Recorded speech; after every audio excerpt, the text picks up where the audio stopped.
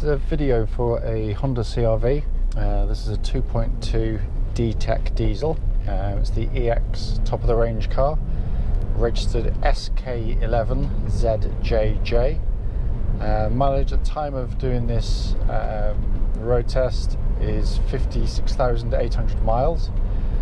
Just to let you know, the car is in daily use. It's a car that my wife uses daily, so the mileage will go up slightly. We don't do huge mileage in it, but it will be slightly higher by the time you come and see the car. So obviously do call us to just check on the mileage at that time.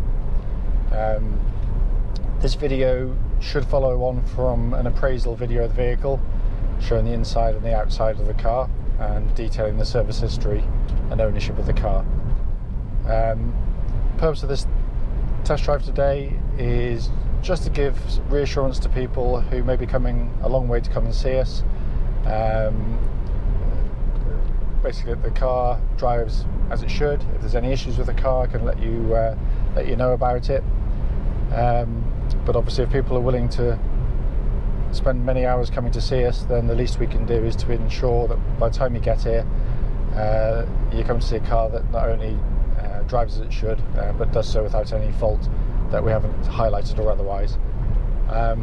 This car obviously is a bit different to most. When I do the road tests on most cars, I will have driven them previously, but they'll be relatively new to me. Clearly this is a car that me and my wife drive on a very regular basis, every day. So it's a car I know inside out. To that effect, obviously I can assure you that there's nothing on the car that doesn't work. But what I'll do is just go through in order the things that you want to check as a matter of course when you come to see any car. So basically, starting with the engine, obviously this is the latest DTEC engine, which replaced the CTDI engine in the car.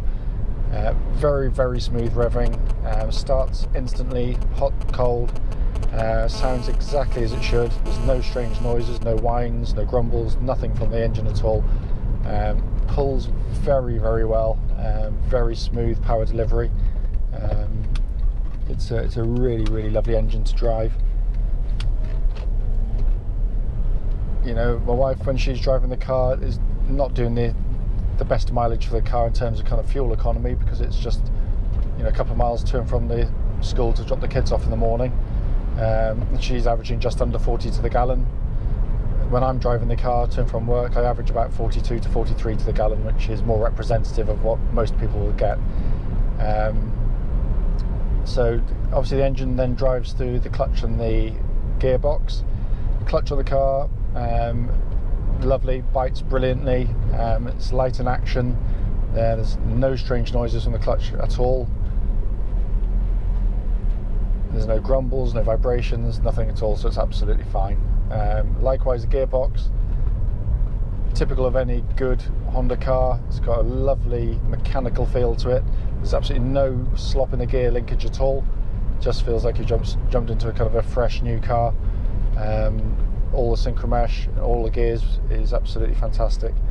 It's a very easy car to drive. Obviously the gear lever is nice and high up here, so your hand just comes off the steering wheel straight to the gear lever, and it's just such a natural place for it to be.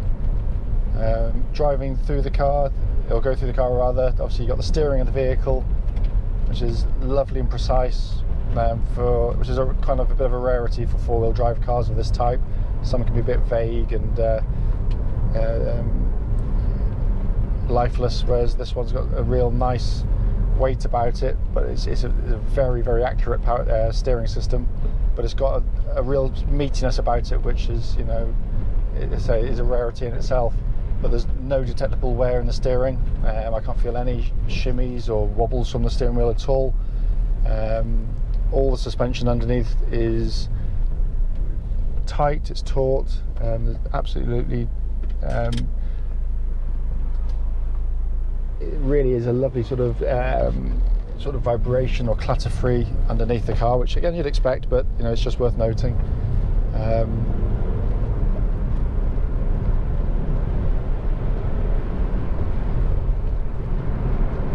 The whole car drives incredibly tightly, so if you are going to be coming a long way, you know, there's going to be nothing on the vehicle when you come to drive it that should put you off in any way. It just feels completely right. I mean, I've had loads and loads and loads and loads of CRVs. That's all I have. As it says in the appraisal video, obviously they've got the bike rack and roof bars on top, which will come off when the car's sold. They don't come with the car, but they'll be then transferred onto my next CRV, because I will definitely get another one as soon as this one is sold. So I only keep them a fixed period of time. Not because there's anything wrong with the car, it's just what I've always done. So that'll be transferred over, but it's they've all driven exactly the same. You know, I do try and personally try and find the best ones I can. As it says in the external video, this one's fitted with the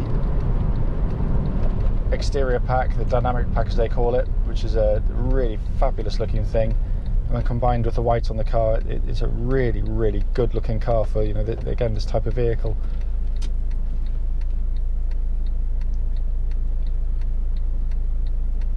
Internally, plastics are all in very good order. You know, there's very, very few marks on the plastics. There's the odd one or two, which you will get with any used car.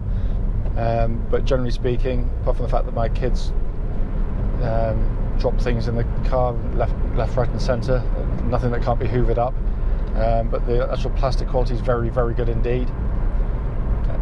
All the functions work absolutely perfectly. You got, whoops, I'll show you the brakes work at least anyway. Obviously got this lovely big high up sat-nav system here with a big screen. So pop that into reverse there now, and then you got this, well, it's dirty camera at the moment. Big folding wing mirrors on the side there. Just press those in and they fold in absolutely perfectly. But what I like about all this is it's not over the top styling. It's not scattered switchgear. It's just really, really very well done. I mean, everything's kind of nicely within reach. You got your climate control system, which is a real doddle to use. It's lovely. There's no kind of silly sort of sub menu to try and find to put your fan speed up or to change where the airflow goes. Just big kind of rotary knobs like this for your the heater, which can be done side to side. You know, you've got the multifunction steering wheel again. It's not overly complicated. There's not too many buttons on here. You've got a really nice, you know, you've got the audio control on the left hand side, cruise control on the right, Bluetooth functions down here, and voice activation system as well for other functions if you want to, and then your information display on the right hand side. But it's just really, really nicely done. Big difference between this and the earlier models definitely is the sound of the engine.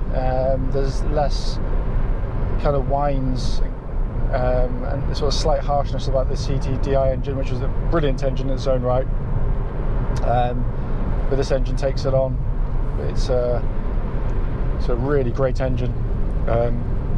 Attached to what is a really competent chassis. Man, I sort of go through the corners a little bit quicker than I would do with my kids in the car, certainly there.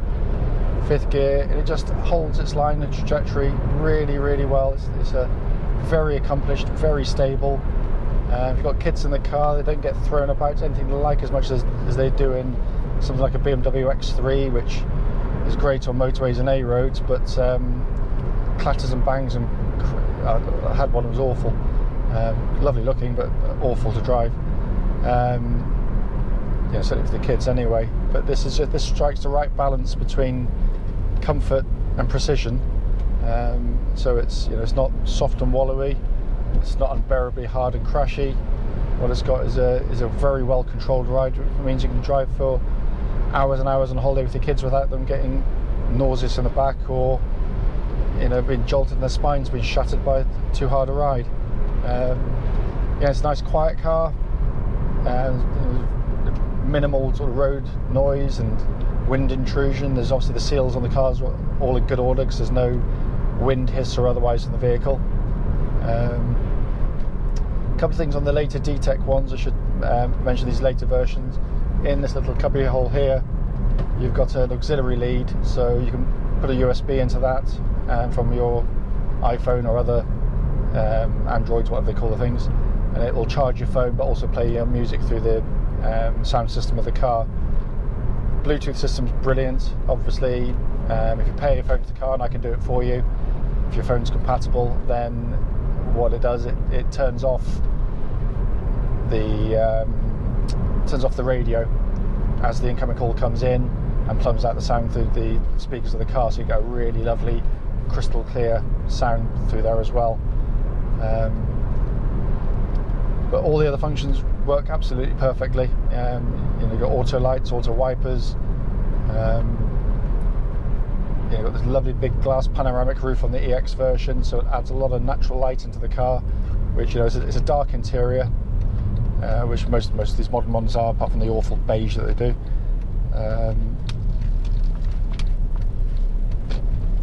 But it sort of certainly brightens it up on a sort of dull day like today.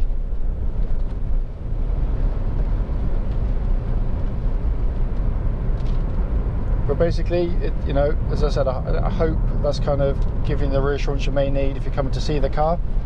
If there's anything we've missed out on the original advert or the appraisal video or this short test drive of the car, then I apologise. But do please feel free to give us a call and just sort of double check, and we can answer any questions you may need answers to. So I hope that's good, and we look forward to seeing you soon.